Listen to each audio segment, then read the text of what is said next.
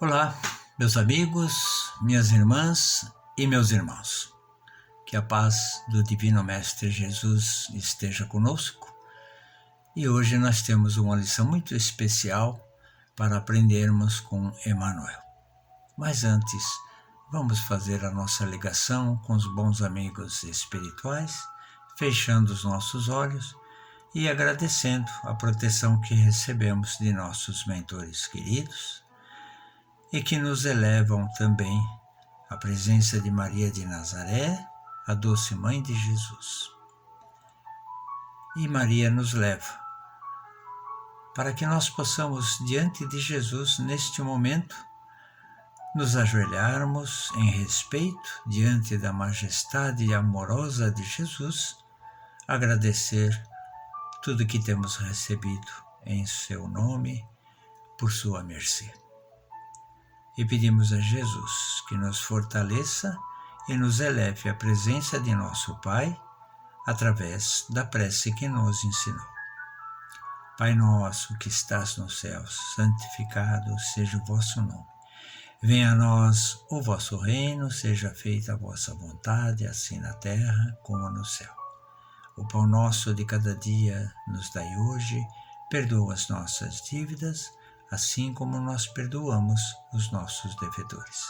E não nos deixes cair em tentação, e livra-nos de todo mal. E assim, meus amigos, agradecendo a Deus e a Jesus, nós vamos dar início então à leitura da lição de hoje. Então, do livro Pão Nosso, psicografado pelo nosso querido Chico Xavier, com lições de Emmanuel, nós vamos ler a lição número 84, intitulada Levantando Mãos Santas. Quero, pois, que os homens orem em todo lugar, levantando mãos santas, sem ira nem contenda. Paulo.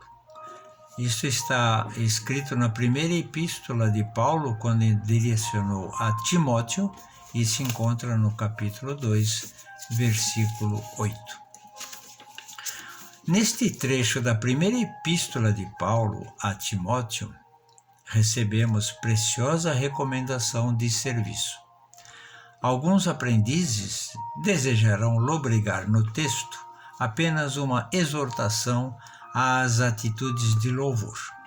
No entanto, o convertido de Damasco esclarece que devemos levantar mãos santas em todo lugar, sem ira nem contenda. Não se referia Paulo ao ato de mãos postas que a criatura prefere sempre levar a efeito em determinados círculos religiosos, onde, pelo artificialismo respeitável da situação, não se justificam irritações ou disputas visíveis. O apóstolo menciona a ação honesta e edificante do homem que colabora com a providência divina e reporta-se ao trabalho de cada dia que se verifica nas mais recônditas regiões do globo. Lendo-lhe o conselho, é razoável recordar que o homem, no esforço individualista, invariavelmente ergue as mãos na tarefa diuturna. Se administra, permanece indicando caminhos. Se participa de labores intelectuais, empunha a pena. Se opera no campo, guiará o instrumento agrícola. Paulo acrescenta, porém, que essas mãos devem ser santificadas, depreendendo-se daí que muita gente move os braços na obra terrestre, salientando-se, todavia, a conveniência de se ajuizar da finalidade e do conteúdo da ação despendida. Se desejas aplicar o raciocínio a ti próprio, repara antes de tudo se a tua realização vai prosseguindo, sem cólera destrutiva e sem demandas inúteis. Ora, analisando logo de início essa primeira parte de Paulo, quando ele fala que deve-se orar em todos os lugares e erguendo mãos santas, sem ira nem contendas, nós podemos concluir que essa informação que ele passou diretamente a Timóteo referia-se à pequena desorganização que existia nas igrejas daquela época. Obviamente, era muito mais uma junção de pessoas, um amontoado de pessoas bem intencionadas, é verdade, né? No sentido da prática do bem, no sentido do aprendizado. Porém, não existia uma organização que direcionasse, né, um trabalho mais adequado, né, uma posição mais adequada de todos para que houvesse aquela junção espiritualizada. E lógico que a partir daí surgiam sempre algumas disputas, algumas contendas, algumas discussões que não levam a nada e nem levavam naquela época. Então, o primeiro ensinamento de Paulo, na verdade, é um chamamento à nossa responsabilidade para que tenhamos uma postura adequada enquanto nós estivermos dentro das casas espíritas, por exemplo, que é o nosso caso. Na sequência do ensinamento que nos vem aí, erguendo mãos santas em todo o globo, ele diz, né? Por que todo o globo? Porque, na verdade, nós podemos e devemos erguer as nossas mãos santificando-as em todas as atividades que exercemos, seja no comércio, no escritório, na fábrica, não importa.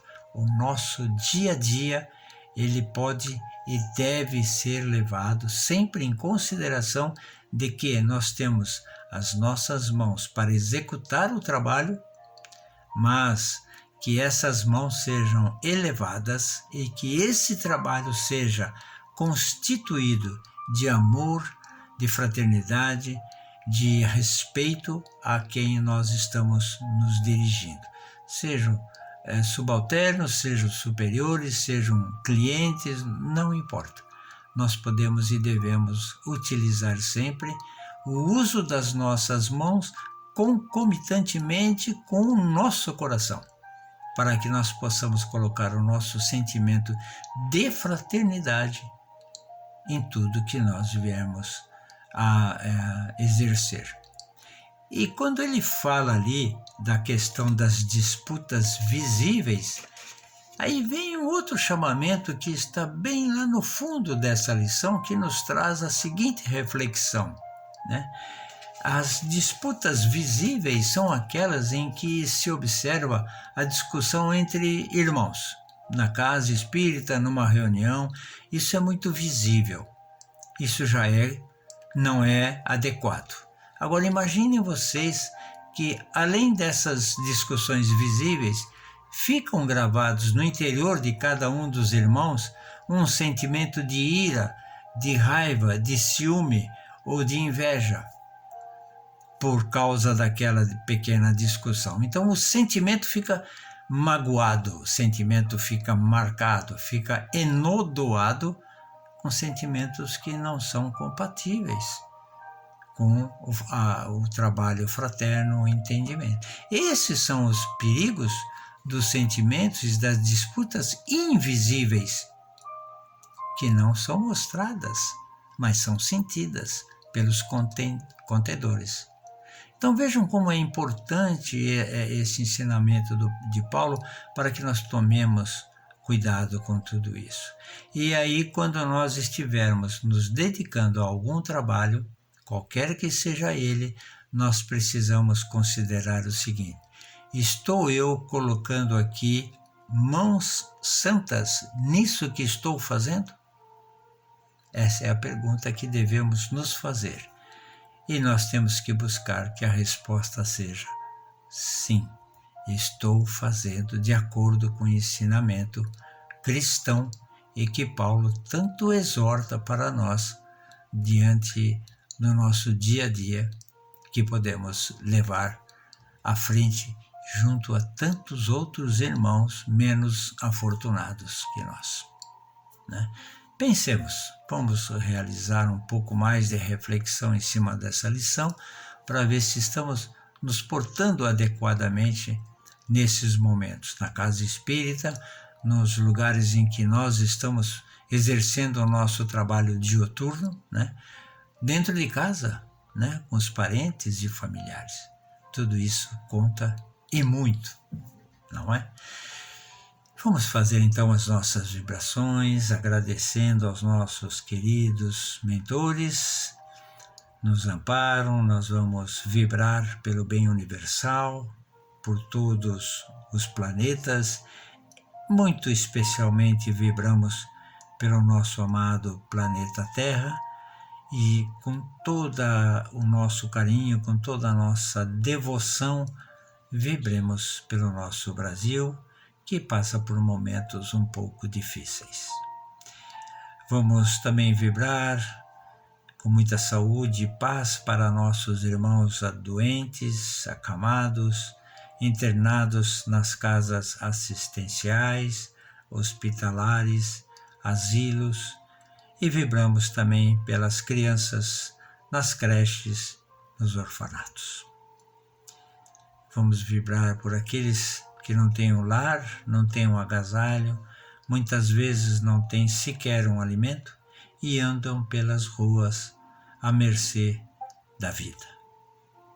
Vibremos pela Aliança Espírita Evangélica e com todo o nosso carinho pela Fraternidade Espírita União Maior, para que sejam dadas sequências aos trabalhos, aos estudos, é tudo que esta casa maravilhosa nos proporciona e ainda continuará a proporcionar. Vibramos por nossos familiares queridos, vamos pedir permissão a Jesus para vibrarmos por nós mesmos, porque nós ainda precisamos da ajuda divina, posto que temos muitas imperfeições ainda para serem corrigidas. Mas com fé em Jesus, com o nosso trabalho dioturno, erguendo as nossas mãos santas em todos os momentos, nós vamos conseguir evoluir. Que assim seja, graças a Deus e graças a Jesus. Que tenhamos todos uma excelente semana pela frente e que a paz do Mestre permaneça com todos nós. Que assim seja, graças a Deus.